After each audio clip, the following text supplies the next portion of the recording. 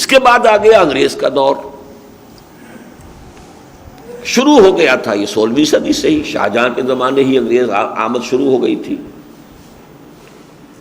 شاہ ولی اللہ کے زمانے میں ہی ان کے قدم جو ہیں، پلاسی کی جنگ ہو چکی تھی ان کی زندگی کے آخری سالوں کے دوران، بنگال میں ان کی حکومت قائم ہو چکی تھی، تدریجاً وہ سلسلہ بڑھ رہا تھا۔ لیکن اس عرصے میں کچھ اور بھی ہوا اس دور میں۔ ایک تو یہ کہ علم حدیث کا پودا بھی لگا اس ملک کے اندر۔ شیخ احمد سرہندی رحمۃ اللہ علیہ نے تو صرف تصوف میں جو غلط نظریات آئے تھے ان کی اصلاح کی تھی، ان کو سنت رسول کے مطابق بنایا تصوف کو۔ وحدت الوجود کے فلسفے کی جو عام تعبیرات تھیں، ان سے جو گمراہیاں پھیل رہی تھیں، ان کا سد باب کیا، وحدت الشہود کا ایک فلسفہ ایک اس کے مقابلے میں پیدا کیا۔ لیکن انہی کی ہم عصر شخصیت ہے شیخ عبدالحق محدث دہلوی، ان کی کوششوں سے علم حدیث کا پودا ہندوستان میں آیا۔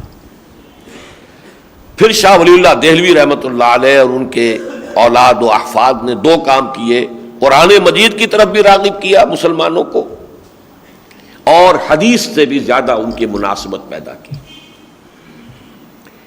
اسی زمانے میں عرب میں محمد ابن عبد الوہاب نجدی رحمۃ اللہ علیہ کی تحریک چل رہی تھی، وہاں سے بھی کچھ سلفی اثرات آئے، چونکہ وہ بھی ہم عصر ہیں، محمد ابن عبد الوہاب نجد کے اور شاہ ولی اللہ دہلی کے، یہ ہم عصر ایک زمانے میں تھے۔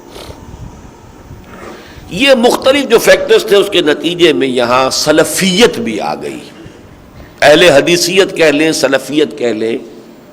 اس کا ایک فائدہ یہ ہوا کہ وہ جو تقلید کا جمود تھا وہ ٹوٹ گیا۔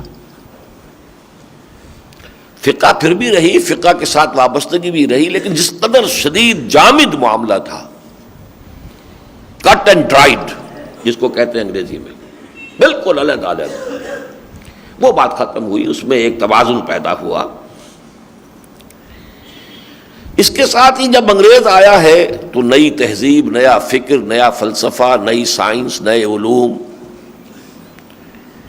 اس کا نتیجہ کیا نکلا کہ مذہب سے عوام کا تعلق کچھ کمزور پڑنا شروع ہوا۔ جب مذہب سے کمزور تعلق ہوا تو ظاہر بات ہے کہ فقہوں کے ساتھ جو بھی اور تقلید کے ساتھ جو پختگی تھی اور جو شدت تھی اس میں بھی کمی ہوئی۔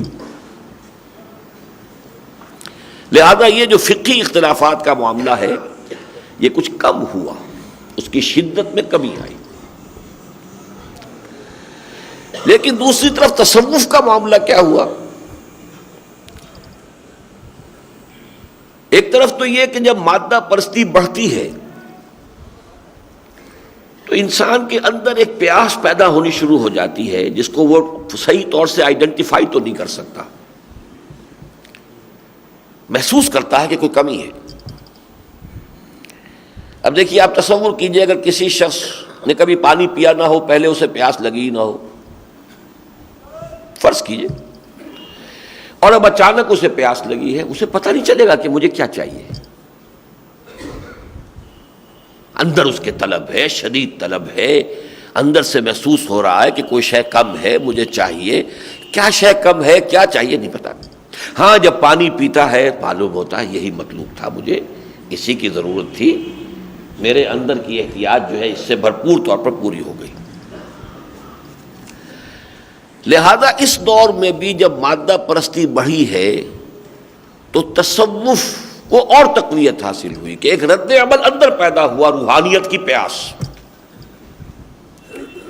ماحول میں مادہ پرستی بڑھ رہی ہے تو اندر جو پیاس ہے، محرومی کا احساس زیادہ ہو رہا ہے، کچھ کمی ہے اندر۔ چنانچہ اسی کا بہت بڑا مظہر ہے، آپ اگر امریکہ وغیرہ میں جائیں، یہ جو کلٹس جو ہیں، بدھزم کا تصوف اور ہندوازم کا تصوف اور ان کی وہ سوسائٹیاں، اور ایک ایک گرو جاتا ہے وہاں پر اور اس کی کیا کیا شان ہو جاتی ہے، کئی 100 تو اس کی مرسیڈیز کاریں ہوتی ہیں، یا 70 شاید تھی، پورا ایک یوں سمجھیے کہ بیڑا مرسیڈیز کاروں کا۔ اور امریکہ میں بھی مرسیڈیز کار جو ہے وہ sign and symbol of status ہے۔ یہ سب کچھ کیوں ہو جاتا ہے؟ یہی وہ روحانی پیاس جو تھی اس نے اس تحریک کو جنم دیا تھا ہپیزم. دفع کرو جی اس تہذیب کو بھی اور تمدن کو بھی، جاؤ بیٹھو میلے کچیلے رہو، بال بڑھاؤ، سب کرو. یہ کیا ہے؟ چرس پیو، کچھ اور کرو. یہ کیا مادہ پرستی ہے؟ کیونکہ مادیت جب سیچوریشن کے پوائنٹ کو پہنچ گئی، اب مادی جو ہے تلذذ لذت حاصل کرنے کے لیے ایک حد ہی ہوتی ہے نا انسان کی. کھانے کی ایک حد ہے، ایک حد پہ پہنچ کر لذیذ سے لذیذ کھانا بھی آپ کو جو ہے آپ ہاتھ بڑھائیں گے نہیں، حد ختم ہو گئی طلب.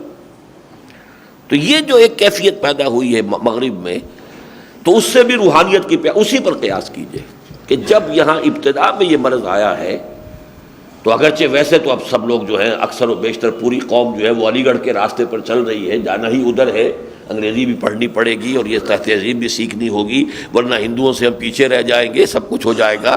لیکن اس کے ساتھ ہی روحانیت کی پیاس پیدا ہوئی، اس سے تصوف کو مزید تقویت ملی. لیکن دوسری طرف جو لوگ ذہناً اور فکراً مادیت میں زیادہ آگے نکل گئے، انہوں نے تصوف کی سرے سے نفی کر دی. ریشنل سائنٹیفک ریشنلزم جن کے اندر آیا، یہ روح کس بلا کا نام ہے؟ کس کو کہتے ہیں روح؟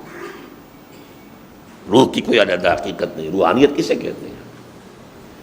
کوئی روحانیت نہیں. تو یہ دو انتہائی نقطہ نظر ہے تصوف کے کہ جو اس دور میں پروان چڑھے. یا تو وہ جو درمیان میں تھے، کچھ دین کے ساتھ بھی ان کا ربط و تعلق رہا اور وہ چلے، لیکن وہ باہر کی مادہ پرستی نے ان کے اندر ایک روحانیت کی پیاس کو بڑھایا تو وہ تصوف کی طرف اور راغب ہوئے. اور یہ شکل یہ ہوئی کہ جو لوگ اس ذہنی اور فکری اعتبار سے مادیت کے دھارے میں بہہ گئے، وہ پھر یہ کہ سرے سے تصوف کے منکر ہو گئے. اب آئیے قیام پاکستان کے بعد کیا ہوا، یہ تیسرا دور ہے. میں ان دونوں چیزوں کے اعتبار سے چل رہا ہوں، فقہ اور فقہی اختلافات کا مسئلہ اور تصوف کے ساتھ وابستگی کا مسئلہ. جو ہندوستان میں جو اسلام کا ورود و ثانی ہے، اس کی یہ دو سب سے بڑی علامات ہیں، اس کی خصوصیات. جدید تعلیم یافتہ لوگوں میں وہی بات جو میں نے عرض کی کہ مذہب سے اب جو ظاہر بات ہے کہ اتنی اہمیت نہیں رہی، تو یقیناً فقہی اختلافات اور فرقہ واریت کی شدت میں بھی مزید کمی آئی. یہ آپ دیکھ سکتے ہیں کہ ہندوستان میں ہے، لیکن پاکستان میں تھوڑے ہی دیر کے بعد اس میں ایک اور فیکٹر ایسا آ گیا کہ اس نے اس فرقہ واریت کو جو ہے جلتی آگ پر تیل کا کام کیا. اور وہ یہ کہ جب مذہب کو سیاست کے میدان میں، الیکشن کے میدان میں لے آیا گیا، تو اب لوگوں نے اپنی اپنی جو فقہی تقسیمیں ہیں ان کے حوالے سے ووٹ مانگے. یہ جمعیت اہل حدیث کا نمائندہ ہے، کسی علاقے میں اہل حدیث زیادہ ہیں، آباد ہیں، تو وہ تو اسی حوالے سے ووٹ مانگے گا تو وہ کامیاب ہوگا. مولانا معین الدین لکھوی کیسے کامیاب ہو سکتے ہیں جب تک اہل حدیثیت کو وہ انووک نہ کریں؟ عام سواد اعظم بریلوی انداز فکر کے لوگ ہیں، اب وہ جمعیت علماء پاکستان جو ہے وہ اس انداز سے. کچھ علاقوں میں چونکہ دیوبندی علماء کا حلقہ اثر بہت تھا، وہاں پہ جمعیت علماء اسلام. باقی شہروں میں پڑھے لکھے لوگوں میں جماعت اسلامی کا فکر پھیلا تو جماعت اسلامی. اب یہ کم سے کم 4-5 اسلام، جب یہ سیاست کا اس کے اندر ایک نیا جو ہے وہ کڑوا کریلا الٹا نیم چڑھا، تو وہ شدت پیدا ہوئی جو ہمارے ہاں اس وقت ہے. اگرچہ پڑھے لکھے لوگوں میں وہ نہیں ہے، لیکن عوامی سطح پر ہے. لیکن دوسری طرف پھر وہی بات، تصوف کے معاملے میں وہی دو انتہائی نقطۂ نظر، یا بالکل نفی، کوئی شے نہیں ہے، اور یا یہ کہ اے سچ جیسے کہ وہ تصوف دنیا میں چلا آ رہا ہے، اس کے ساتھ شدید محبت، شدید وابستگی، شدید اس کے ساتھ اس کی اہمیت کا اقرار. یہ دونوں چیزیں جو ہیں، اب جو اہمیت ہے وہ اب میرا یہ پہلا مضمون جو ہے ختم ہو رہا ہے، کنکلوڈ کر رہا ہوں. احیاء اسلام کے راستے کی یہ دو بہت بڑی رکاوٹیں ہیں. جتنی بھی یہ تقلید ہوگی، جتنی فرقہ پرستی ہوگی، ظاہر بات ہے کہ اس فرقہ پرستی سے بالا اسلام اس کے لیے اپیل کم ہو جائے گی لوگوں کی، لوگوں کے لیے اس کی اپیل کم ہو جائے گی۔ لوگ تو اسلام صرف اپنے فرقے وارانہ اینک سے دیکھنے کے عادی ہیں۔ جب اس اینک سے میں دیکھتا ہوں تو وہ تو اسلام نظر نہیں آ رہا، یہ تو کوئی اور ہی اسلام ہے، نہ یہ اہل حدیث اسلام ہے، نہ یہ حنفی اسلام ہے، نہ یہ بریلوی اسلام ہے، نہ یہ دیو، تو کون سا اسلام ہے یہ؟ اسلام تو پہچانا جاتا ہے اسی حوالے سے۔ البتہ یہ کہ پڑھے لکھے لوگوں کا معاملہ، چونکہ میں نے کہا جدید تعلیم یافتہ کہنا چاہیے، پڑھے لکھے تو قدیم تعلیم یافتہ بھی ہیں، ان کے ہاں تو وہ فرقہ واریت ہے، پروفیشنلزم ہے، ان کے ہاں تو وہ لازماً جو مکاتب مذہبی ہیں وہ گہرے ہیں، لیکن عام جدید تعلیم یافتہ لوگوں میں چونکہ اس کی اہمیت نہیں ہے، لہذا یہ احیائی تحریکیں جو ہیں ان کے اثرات ان تک ہی پہنچ رہے ہیں۔ یا صرف یہ کہ تبلیغی جماعت اگرچہ فرقہ واریت سے بالا تر ہے، لیکن اس کا دائرہ وہاں پھیلتا ہے زیادہ کہ جہاں پر دیوبندی علماء کے اثرات زیادہ ہیں۔ سرحد ہے، بلوچستان ہے، عوامی سطح پر وہی ہے وہ، جس کو عوامی کہا جائے، جہاں جمعیت علماء اسلام ہے وہیں تبلیغی جماعت ہے۔ یہ دونوں در حقیقت یوں سمجھیے کہ ایک ہی سکے کے دو رخ ہیں ان علاقوں میں۔ اسی طریقے سے یہ تصوف بھی چونکہ اس کے خاص سانچے بن چکے ہیں اور لوگ روحانیت کو انہی سانچوں کے حوالے سے جانتے ہیں،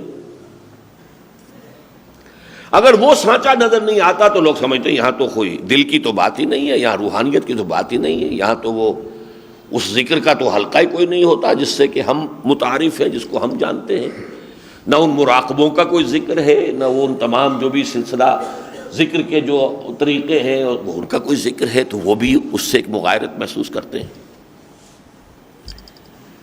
یہ دو رکاوٹیں ہیں بہت بڑی، جس کے لیے کہ میں نے یہ موضوع آج کے اس جمعے کے لیے چنا کہ ہمیں سمجھ لینا چاہیے کہ ہمارے راستے میں یہ دو بہت بڑی۔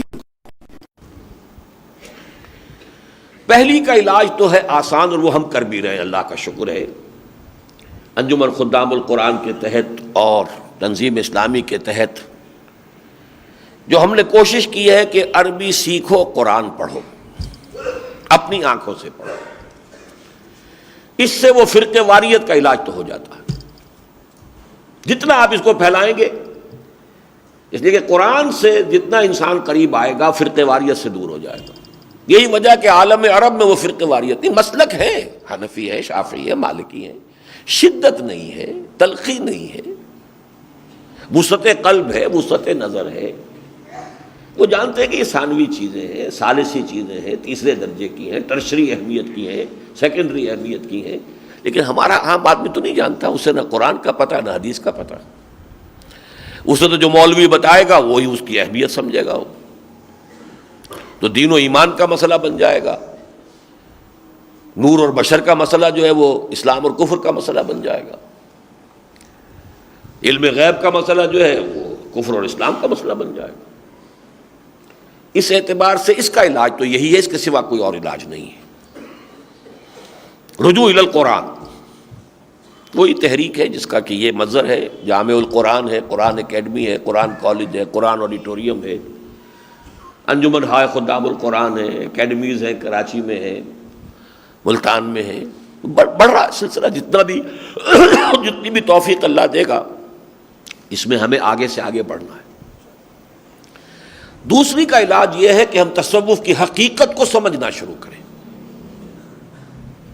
یہ ہے جس کے لیے میں نے ایک تقریر جو کی تھی شاید 2-3 سال پہلے، لیکن بڑے محدود پیمانے پر کی تھی اپنے ایک حلقے کے اندر تربیت گاہ میں، لیکن وہ اب کتابچے کی شکل میں بھی ہمیں شائع کرنی پڑی۔ اس میں نے تصوف کے دونوں پہلو لیے تھے، کون سے پہلو اس کے صحیح ہیں، درست ہیں، اور کون سی چیزیں اس میں غلط شامل ہو گئی ہیں۔ ایک خاص حلقہ جو ہے تصوف کا اس وقت جو ہمارے ہاں ملک میں کافی ہے، ان کے لوگوں نے یہ کیا کہ میری اس تقریر میں سے جو تصوف کے تائید کے حصے تھے وہ تو لے لیے، اور جو اس پر تنقید تھی وہ نکال دیا، اور تائیدی حصوں پر مشتمل ایک کیسٹ جو ہے میرے نام سے اسے عام کر دیا، اور یہ ہوا الریاض میں، سعودی عرب میں۔ تو تو جب اس کی ہمیں اطلاع ملی تو پھر ہمیں کرنا پڑا مجبوراً کہ پھر وہ پوری تقریر ہم نے کیسٹ سے اتار کے کہ بھائی یہ دونوں پہلو جو ہیں وہ سامنے رکھنے چاہیے. ویسے بھی یہ کام بہت غلط کیا, بڑی خیانت اور بددیانتی کا کام کیا, اور یہ خیانت اور بددیانتی کر رہے ہیں وہ جن کا تعلق کسی تصوف کے سلسلے سے ہے, جو کفر اسکاب برخیزت کجا ماند مسلمانی. تو اس حوالے سے وہ اب کتاب چاہ وجود میں آ چکا ہے جس کا عنوان ہی یہ ہے, مروجہ تصوف یا سلوک محمدی یعنی احسان اسلام.